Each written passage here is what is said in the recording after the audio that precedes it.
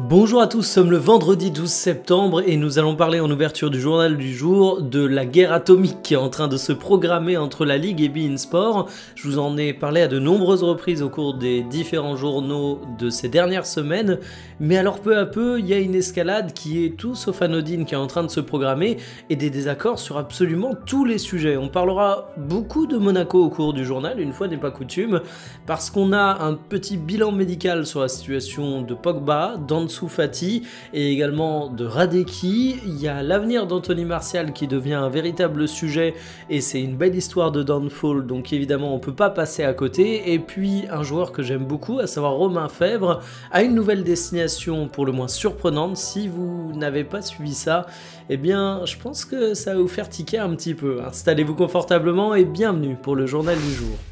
Double coup de couteau de la part de beIN Sport à la Ligue. Le premier truc, c'est qu'ils ont programmé le match du Paris Saint-Germain en même temps que le multiplex de la Ligue 1. C'est donc une concurrence directe qui se fait entre le PSG Lens qui sera diffusé sur beIN Sport et le multiplex qui sera diffusé sur Ligue 1+. Mais ça, c'est un détail à côté de l'autre sujet, autrement plus important. L'autre sujet, c'est tout simplement la récupération potentielle du match de beIN Sport que peut faire la Ligue au cours de la saison prochaine. Alors, si vous n'avez pas suivi, Ligue 1+ actuellement n'a pas tous les matchs de Ligue 1 en direct. Ils en ont un en différé qui appartient pour la diffusion en direct à beIN Sport. Le projet, c'est de le récupérer la saison prochaine pour avoir une chaîne qui propose toute la Ligue 1. Il y a la possibilité de récupérer ce match de façon unilatérale pour la Ligue d'après les contrats qui ont été signés. Et si la Ligue choisit de ne pas récupérer de façon unilatérale ce match dès la fin de saison, eh bien la décision reviendra aussi de manière unilatérale, mais cette fois à beIN Sport pour l'avenir. Est-ce qu'ils garderont ce match ou non pour la période allant jusqu'en 2029? Mais en fait, toutes ces règles qui sont bien belles et semblent carrées sur le papier, elles ont été signées dans le contexte où c'était DAZN qui avait les droits TV de la Ligue 1. Et là, beIN Sport arrive en disant c'est un petit peu plus flou que ça, et finalement, vu que ce n'est plus DAZN qui est en place, eh bien les règles, on peut les discuter. Donc forcément, ça met des bâtons dans les roues du projet de la chaîne Ligue 1+. Ça plus la concurrence directe en termes de diffusion, on peut dire que ça devient de plus en plus tendu. Le tout se fait en plus dans un contexte où beIN Sport devait payer le premier versement de ses droits TV. Ils ont payé 14 millions au lieu des 18 millions d'euros attendus. Donc évidemment, ça fait une différence qui peut sembler minime, mais qui, vu l'état économique du football français, est majeur. Donc on peut dire que le bras de fer s'intensifie, qu'il devient extrêmement concret financièrement, et surtout qu'il porte sur de plus en plus de sujets. À quand le retour de Paul Pogba sur les terrains? Eh bien, à pas si tôt que ça, il va falloir être patient, et c'est directement Adi Hütter, l'entraîneur de l'AS Monaco, qui le dit. Paul Pogba devrait faire son retour au plus tôt le 18 octobre, ça veut dire 2 mois après la reprise de la Ligue 1 pour l'AS Monaco.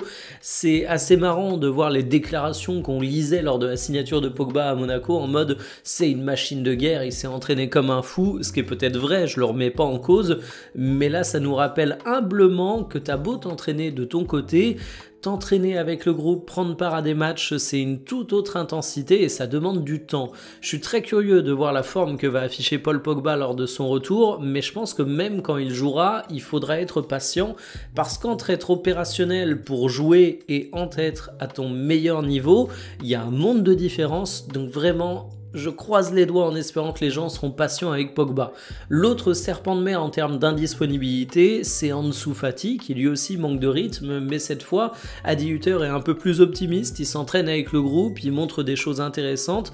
Alors ce sera un petit peu juste pour le prochain match de Monaco, mais le 18 septembre face à Bruges, il devrait être dans le groupe, et le 21 septembre face à Metz, il devrait être sur le terrain.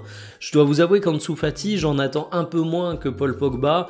Pogba, c'est un peu mon idole de jeunesse, c'est un joueur qui m'a fait énormément rêver, j'espère de tout cœur en tant que Français le voir revenir à un meilleur niveau. Pour Ansu Fati, je m'autorise un peu moins la naïveté, je pense que c'est le bon choix de mots.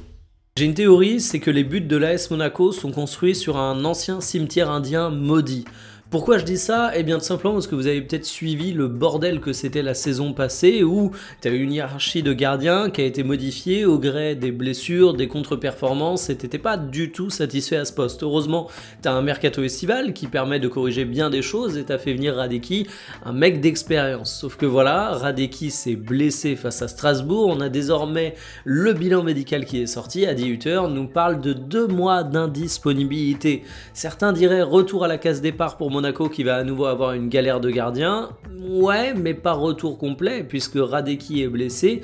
Mais côté remplaçant, tu pourras cette fois pas compter sur Madjeki qui a été prêté à Brest. Et définitivement, je me dis que Philippe Cohn, il a un excellent karma parce qu'il a des opportunités via les blessures de ses concurrents qui se présentent. Et lui, il va à nouveau pouvoir avoir un petit peu de temps de jeu. En tout cas, c'est quelque chose qui est très préjudiciable pour l'AS Monaco parce qu'ils espéraient enfin avoir réglé ce sujet de gardien et tu te retrouves dès le début de la Ligue 1 à te dire que ton gardien il va être absent pendant 2 mois, c'est quand même une sacrée épine dans le pied. Martial est devenu indésirable à Athènes et cette trajectoire de carrière est juste absolument catastrophique. Faut se rappeler qu'à l'époque lointaine où il est transféré à Manchester United, il y a une clause dans le contrat qui prévoit différentes choses s'il gagne le Ballon d'Or. Autant vous dire qu'aujourd'hui, c'est quelque chose qui paraît quelque peu comique. Alors, le plus triste dans cette histoire, c'est que Martial à Athènes, d'après ce que j'ai pu lire ici et là, ça débutait plutôt bien. Il nous sort une saison avec 19 matchs, 7 buts, sauf que voilà, aujourd'hui il a été mis de côté par son entraîneur et il est devenu indésirable. L'AEK Athènes cherche à l'évacuer parce qu'il a un salaire de 2,5 millions d'euros par saison, ce qui est important pour eux et évidemment s'il joue pas, c'est un vrai boulet financier. L'équipe nous apprend qu'il va rebondir très probablement du côté du Mexique, alors pas au Tigres comme André-Pierre Gignac, c'est vrai qu'en France on identifie tout de suite ce club, mais il va rejoindre Sergio Ramos et Lucas Ocampos du côté de Monterrey. Alors, je me dis que c'est un joueur qui est aujourd'hui à un stade crépusculaire de sa carrière alors qu'il a seulement 29 ans. C'est quand même assez triste. J'espère qu'il va réussir à se relancer du côté du Mexique. Qui sait, peut-être une grande histoire à la André-Pierre Gignac, justement.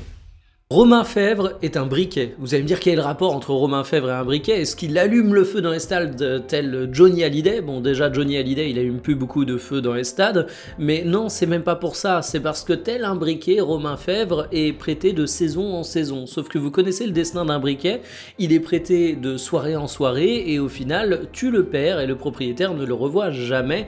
C'est un petit peu ce que j'ai peur qu'il advienne de Romain Fèvre. Le joueur est désormais prêté en Saudi Pro League du côté de Al Tawoun et il avait été prêté auparavant à Lorient mais aussi à Brest alors qu'il appartient à Bournemouth depuis 2023. C'est un joueur qui a signé une saison plutôt intéressante à Brest ou plutôt une saison et demie. Il était évidemment loin du talent affiché lorsqu'il s'est révélé aux yeux du football français mais tu sentais qu'il avait encore quelques services à rendre pour le football professionnel. Sauf que le problème c'est que c'est un joueur qui n'arrête pas d'être prêté et que humainement on peut imaginer que c'est assez difficile, mais même footballistiquement, ça te met pas dans les meilleures conditions pour exprimer ton talent. Désormais l'Arabie Saoudite, ce qui lui fait un nouveau changement de vie majeur, mais le sujet c'est quand vont s'arrêter ses prêts, parce qu'avec son club il est engagé jusqu'en 2028 et j'ai pas l'impression que Bournemouth a envie de le garder dans l'effectif. C'est un joueur qui est encore jeune, il a seulement 27 ans, donc j'espère qu'il va réussir à faire de bonnes choses du côté de la Saudi Pro League et j'espère qu'il va réussir à se poser à être transféré définitivement dans un club pour avoir un petit peu de stabilité, que ce soit en Saudi Pro League ou ailleurs. Évidemment, moi personnellement j'aimerais bien le revoir dans le championnat français, mais peut-être que c'est un vœu qui ne sera pas exaucé. Terminé pour le journal du jour, cet après-midi, j'ai pas encore tranché le sujet, mais il y aura bien une vidéo. Je vous donne donc sobrement rendez-vous aux alentours de 17 h avant qu'on reprenne notre bon vieux football de club, parce que oui, c'est la fin de la trêve internationale, une trêve que j'annonçais comme étant plus intéressante que ce que j'avais craint au départ, mais je vais pas vous mentir, je suis quand même bien content de retrouver nos championnats. Allez, à tout à l'heure, salut.